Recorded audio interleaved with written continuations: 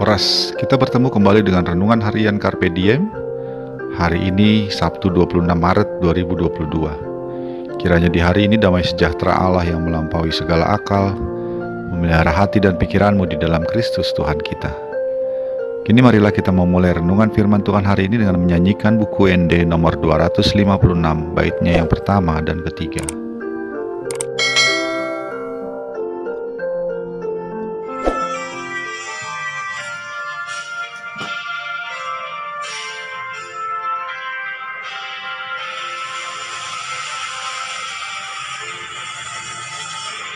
Yesus Kristus hidup raja, pinabangkitnya mana, menggunggungi sesudah, menggunggungi sesudah,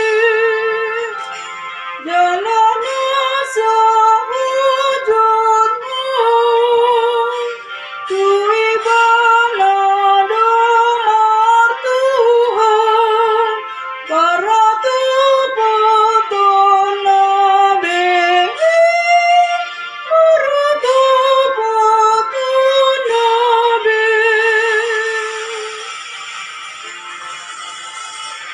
Di batu dosa sedosa, pulang Yesus tutudusna, anak tua mana ini, anak tua mana ini, nasumirit kebangsana, sumarujung dengan duna, tetanggung mana ini, tetanggung mana ini.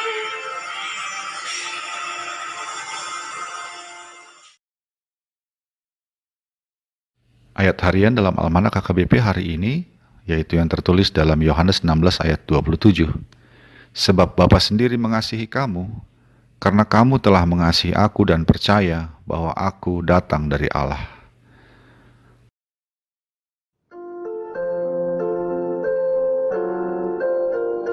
Kebutuhan setiap manusia adalah dicintai atau dikasihi. Menurut Gary Chapman, penulis buku Bahasa Kasih, setiap orang punya tangki kasih masing-masing. Jika ia merasakan bahwa ia dikasihi, maka tangki kasihnya akan penuh. Dan karena itu hidupnya akan berlimpah kasih kepada pasangannya dan sesamanya.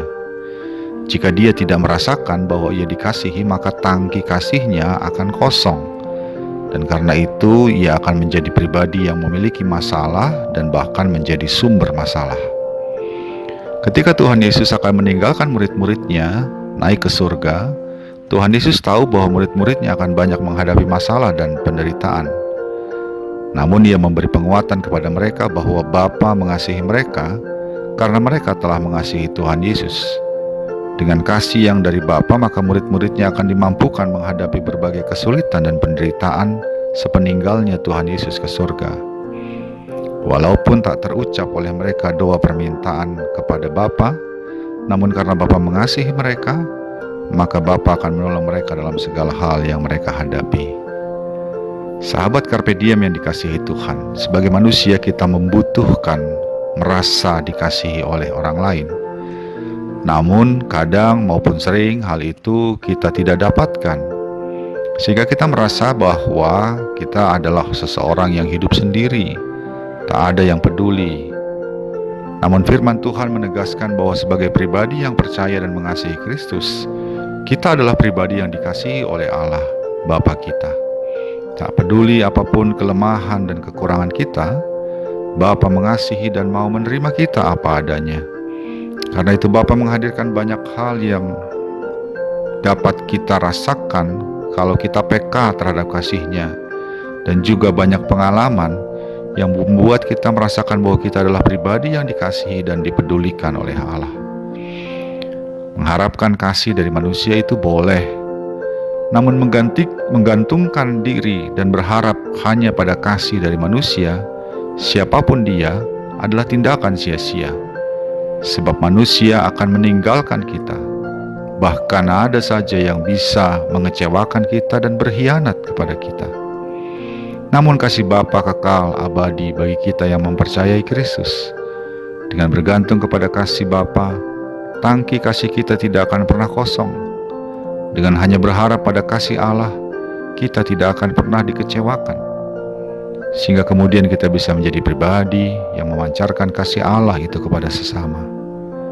Karena itu saudaraku, selamat menikmati kasih Bapa yang selalu memancar bagimu dan bagi saya. Karena kita adalah orang percaya yang selalu saja dikasihi Allah setiap hari dan setiap saat kehidupan kita. Amin.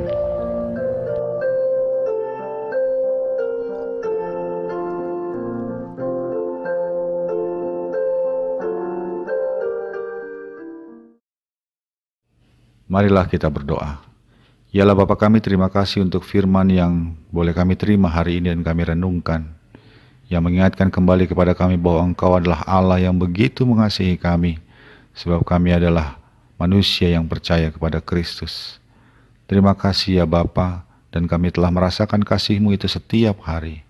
Kiranya Roh Kudus menolong kami untuk terus peka akan hal-hal dan pengalaman di mana Engkau menunjukkan kepada kami kasih-Mu, sehingga tangki kasih kami terus dipenuhi oleh kasih yang dari Engkau, dan kemudiannya kami menjadi pribadi yang memancarkan kasih-Mu kepada sesama kami, memancarkan kasih-Mu kepada orang-orang yang membutuhkan kasih, sehingga kehidupan mereka pun dipenuhi oleh kasih-Mu. Terima kasih ya Bapa, di dalam Yesus Kristus kami berdoa. Amin.